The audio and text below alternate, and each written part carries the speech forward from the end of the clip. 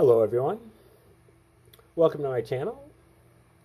We do educational videos over here, and we tend to focus on great theories of everything, ancient and modern, mostly obscure, and things that you can use to guide you in many different aspects of your life, because they cover every aspect of life.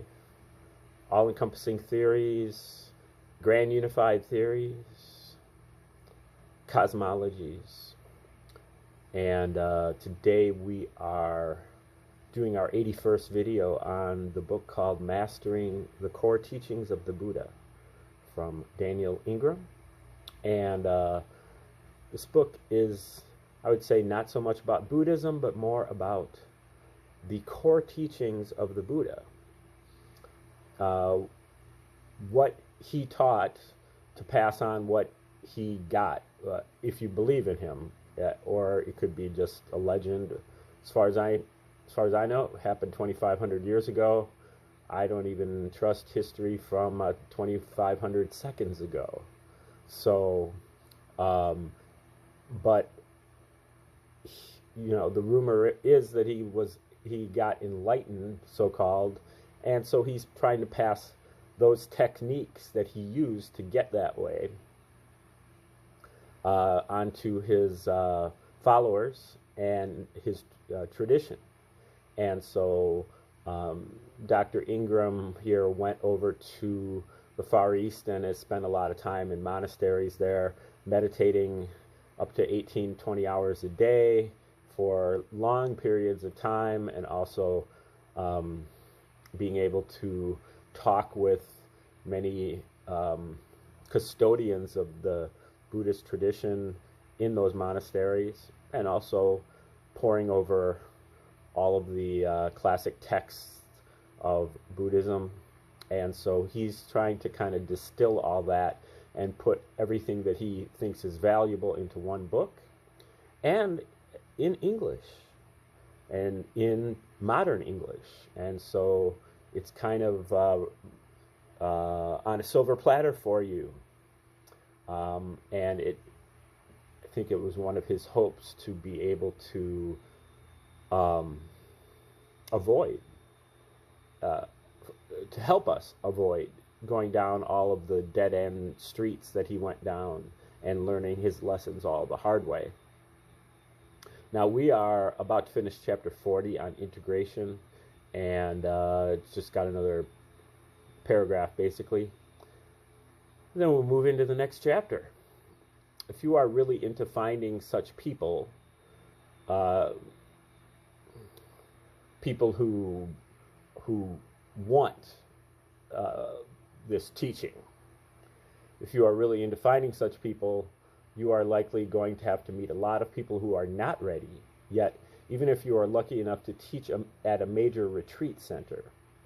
This can be frustrating. If we look at the life of the Buddha, after the first dozen or so people he taught, he had to walk long distances to find even one person who might get what he was saying. Luckily, he was willing to do this. How will we handle the 11th army of Maya? Hopefully, the Buddhist story will continue to inspire us to try harder. Okay, now this is chapter 41. So, who the heck is Daniel M. Ingram? Okay, so this is kind of a bio of him. I think it's pretty interesting, so I think we'll read it and just see where we go. If it turns out to be just kind of just getting into himself and not really, I think it's going to be useful anyway. We'll see. I suppose that if I am going to rant about how most Dharma teachers do not do a good job of clearly stating what they know, what they teach, etc., then I should try to avoid being a complete hypocrite and thus answer some of those questions here. Here's my Western teacher bio the way I would have it on a retreat center brochure. Daniel is a double Aquarian from North Carolina who prefers to be called Dharma Dan dude, or simply honored arch mystic sir. His favorite movie is Raising Arizona. Kidding, let's try again. Daniel is an extroverted Gen X intellectual. He is known for his pronounced enthusiasm, lip flapping, grandiosity, eccentricity, and calling people on their stuff and shadow sides regardless of whether this is helpful or even accurate. When it comes to insight practice, he has standards so high, exacting, and uncompromising that only those who are dedicated practitioners are likely to find them helpful. On the other hand, he is a firm believer that if people simply practice the basic techniques recommended by the Buddha, they can be very successful and awakened meditators. He is one who will talk about insight directly and answer nearly any question about Dharma practice without using code, covering things up, or watering things down. Daniel is a diehard Mahasi Sayadaw fan, though he is very happy whenever he sees people trying to master any of the world's great contemplative traditions, and thus considers himself a part contemplative evangelist whose evangelism is moderated by his appreciation for dark night and other potentially dangerous Dharma phenomena. He is also a chronic map monger and technique freak, because these have worked for him. He does not claim to have any special or secret knowledge or how to live skillfully in the conventional world, but it has found that a positive attitude, unpretentious kindness, hard work, and a sense of humor will take you a long way. If you imagine that you want to bust out some hardcore practice, but are in fact just looking for a daddy, a shrink, therapist, social worker, some narcissistic supply, or someone to otherwise help you cradle your fragile self-esteem, Daniel is unlikely at this stage in his development to be the best person to help you meet your needs. He considers himself to be one badass Dharma cowboy and prefers similar company, or at least those who aspire to be so and who delight in the challenge and adventure. He also has an MD, an MSPH in epidemiology, most of a bachelor's degree in electrical engineering, and spent years working as an attending physician in major trauma center emergency departments. So he knows something about life, death, suffering, grief and loss, healing, research, science, mental and physical illness, and well-being, and the human condition. I double dare any other teacher to be that honest when writing their next bio. Not that they are likely to be given enough space to disclose anything resembling this much honest and practical information. While this is clearly a lot of information about me, with this being an interdependent universe, we only get a good at Dharma practice by having a staggering amount of support. Many, many thanks to everyone and everything that made all this possible, from the people who taught the Buddha to those who carry his knowledge forward today. From the people who cooked in the meditation centers I stayed in, to the usurious credit card companies that advanced me the money to keep going on retreats, and for everything else in this wide world that made it happen. Thank you, thank you, thank you. In addition to my successes, I felt very comfortable writing about the many ways that we can screw up on the spiritual path, either because I had done so myself, or because one or more of my respected Dharma companions had done so and been kind enough to share this for my and others' benefit. I can't tell you how many stupid things I thought, said, and did along the way, while in desperate pursuit of something that was to be found right there all along. And I continued to make countless errors when trying to share the Dharma and live my life. The only states, stages, or attainments I write about from the perspective of theory rather than experience is Buddhahood and some of the stuff about the Bhumis. There are few practical uses for such personal information. It is potentially useful to disclose that I have made countless errors on the spiritual path to counter the notion that I am coming from some useless, holier-than-thou position. I also want to try to counter in others the sense that they are the only ones who make any errors on the spiritual path. As a sage once said, the life of a Zen master is one continuous mistake, and that goes equally for the rest of us. I feel that the most important positive result that can come from stating I know that of which I write is the chance that this might create the sense that extraordinary things may be understood and attained by otherwise ordinary people such as and including me and you. I've done this stuff while holding down jobs, having relationships, and pursuing graduate studies. I did it on a few weeks or months of retreat time here and there, and with a lot of daily practice. My total retreat time from beginning to arhantship was about 8 months, with the longest retreat being 27 days. I did give up a lot of other activities for daily sits during that time and did my very best to maintain Dharma practice during daily activities. The point that I'm trying to make is that these techniques and practices are powerful and effective for those who take the time to do them. If I can convey the sense that this is true by going on and on about what I have accomplished, then doing so serves a useful function. Another possible positive outcome is the sense that might be created in some people that this is not a dead-end theory-based tradition that simply rehashes the semi-mystical glory of long-dead gurus and ancient writings, but a living tradition with relevance for our lives now. The last useful point that might come from someone who has quite obviously achieved nothing even close to self-perfection, saying, I have strong mastery of the core teachings of the Buddha, is that it might serve to help bring the whole notion of spirituality back down from the upper atmospheric ethers. I'm quite willing to look ridiculous and grandiose if there is some chance of furthering that process, though I realize that could easily backfire. Consider carefully the differences and similarities between confidence, conceit, and empowering others to realize that they too can do it. While false humility is routinely expected in teaching situations, I clearly do not excel at it.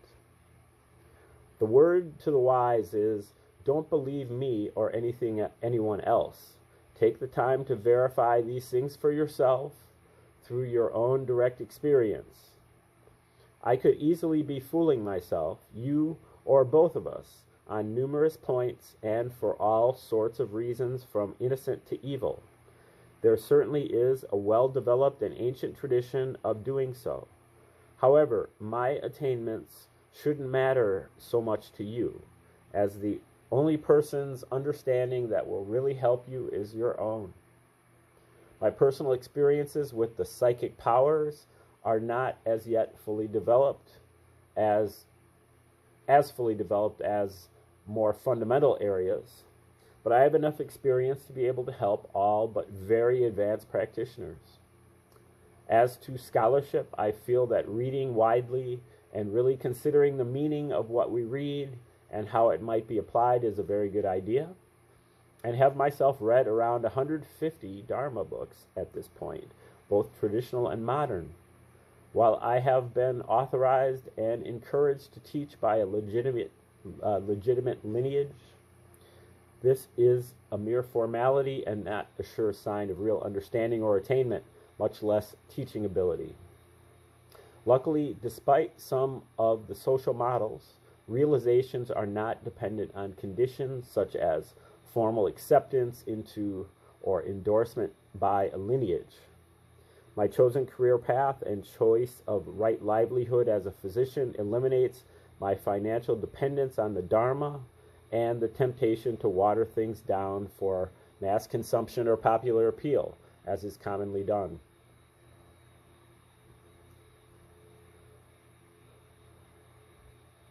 I have found that if I ask the following questions to those who might wish to have me help them with their Dharma practice: what do you really want and why?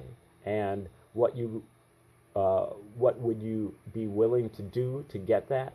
I have usually concluded that they are not really interested in the things I am interested in, such as what's discussed in this book.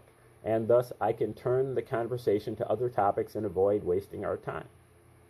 Those few who do share some of my interests are my dear companions in the Dharma, and for them I am extremely grateful. But enough about me, let me tell you about my book. I think that I have made my influences and humble opinions on a wide variety of other subjects very clear throughout this work. To be truthful, sometimes I have picked up this book and thought, goodness gracious, what a harsh rant. What a heap of reductionist dogma, false certainty, pretentiousness, and my own neurotic stuff. I pity the poor, innocent, pathologically nice, mainstream, ritualistic, disempowered Buddhists unfortunate enough to have picked this up and been kicked in their soft and flabby posteriors by it to little good effect. On other days, I have picked it up and thought, wow, this really is the book that I wish I had read all those years ago when I decided to really go for it. It would have been so extremely helpful to have had so many details about high-level practice laid out clearly, so many myths dispelled, so much honesty about what the path is and is not. What a joy it is that there are books that convey such an enthusiastic and empowering view on these practices, and that somehow this book flowed forth from these fingers. Maybe there will be a few people out there who just needed a little prodding to realize their full potential as great and powerful meditators. Wouldn't it be great if I could find a way to get this book into their hands? I hope that you have had something like both reactions, as I think that both points of view are valid. Two interesting and practical questions for you are, who are you in direct experiential terms? And what is it that knows? Answer these, and you will come to know all of this directly for yourself. The first and last job of anyone who teaches meditation should be to make her or himself redundant. This book is the best I have been able to come up with to help accomplish this, as I have tried my best to pack it with everything useful that I know. While the first edition stopped talking about myself there, I finally decided, after many people persuaded me, that there was something practical for the reader to learn from a brief retelling of the story of my practice, and so we come to the next part. Okay, so this is the next chapter, actually the next part 6, My Spiritual Quest. And I thought that was interesting because, that is really the reason why I chose this book to read on my channel, is that he puts in everything that he knows about high-level Buddhist practice in one book. After 8 months on retreat and reading 150 Dharma books and talking to probably just about every,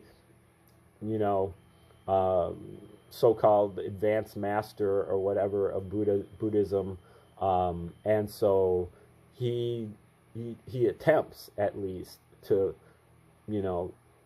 distill all that and put it in one book. I have issues with it. You probably heard me, ranting a little bit about, especially I'm not a big fan of doctors. I just have to say that. And, he says I chose right livelihood, being a physician. To me, mostly I feel not all, but many physicians are just glorified drug dealers. And, I think that many of them need to take a nutrition class, probably from me, and then they need to get red pilled. I could probably provide some of that as well. But, there are exceptions, and he's possibly one, although the way I've heard him talk in this book, I don't believe it right now. But that doesn't mean that what he puts together in this book isn't highly useful for somebody, like he said, somebody who is really wanting to go for it. If they get this book in their hands, then they have a weapon. They have what they need to get the job done. Most people are not that willing to, spend 8 months in Far Eastern meditation retreats and stuff. But if you are, then, this book is for you, and this channel is probably for you. I'm trying to kind of save up my time and money to do something like that. I probably won't go to the Far East, but if I could just, retreat into, my backyard or whatever for a few weeks, and not have any responsibilities for a few weeks, and just do it at home, that's kind of what I'm trying to push for. It's not easy, but I'm going to try to push for at least, maybe a week to try to do something like that for upcoming, maybe at some holiday or something. Hopefully I can still make YouTube videos. Maybe I'll have to shorten the video. But anyway, we're going into part 6, which is called My Spiritual Quest. This is chapter 42, called Backstory. Entitling this part, My Spiritual Quest, I'm making fun of myself. I got the title from a friend saying someone else's Dharma book should have been titled, Let Me Tell You About My Spiritual Quest. Something that I had tried to avoid as much as possible in the first edition of this book. However, I have concluded, after receiving much feedback on the first edition, that it would be worth adding more about my own life and practice so that people will get a better sense of the causality that led to this book, the reasoning, the background, and some of the key experiences and influences that finally led to the words you find here. I also felt that doing so would help reduce projection, that tendency we all have to ascribe qualities, attributes, emotions, and stories, positive or negative, to other people that are not an accurate assessment of the person, but are instead about our own stuff. Projection is inevitable, and most of us do it all the time, myself included, but better data can help to mitigate some of that inevitable projection. The problem when projecting is that we are proceeding from a distorted view of reality, both of ourselves and of the other person or thing. We are likely to be convinced that the people we are projecting specific qualities onto are either far better or far worse than they are. And consequently, by natural comparison, we come to a similarly inaccurate relative assessment of ourselves in the process.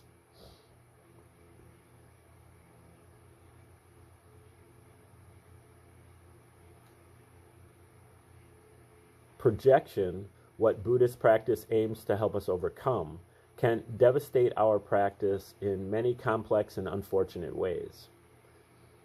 If we are needlessly negative about another practitioner or teacher, we may block our ability to learn useful things from them or to see our own shadow sides related to them. If we are exaggeratedly positive about another practitioner or teacher, we may feel that we could never be as good as we imagine they are. And as a result, we may shortchange ourselves and aim low in our own practice. More pragmatically here, if I can help people be themselves by being willing to be myself, I can model a paradigm of realistic practice and realistic self-assessment. Said another way, hopefully a more down-to-earth view may empower people to accept themselves gently, while paradoxically always striving to improve. Your own actual life and experience are the keys to good practice, and if you can understand this essential point, this book and my story will have been useful. Related to projection are the useful psychological concepts of transference and countertransference. Transference is when we take old patterns of relationships, typically from our early childhood, and bring those feelings forward and repeat the same patterns of feelings and interactions with individuals such as teachers, therapists, anyone in fact, who had nothing to do with those original feelings or patterns of interaction. Usually this involves an idealized projection onto the object of the transference. Given that we are creatures of habit and pattern recognition, we do this all the time, as numerous studies have shown. We see someone who reminds us of someone we knew before and begin interacting with that person as if they were the previous person. Thus, this process is normal. However, it can also be maladaptive in that we may create feelings, relationships, and patterns of interactive behavior that are neither helpful nor skillful, as they do not reflect the actual reality of the other person and may limit the potential benefit from the relationship and cause numerous problems for both parties.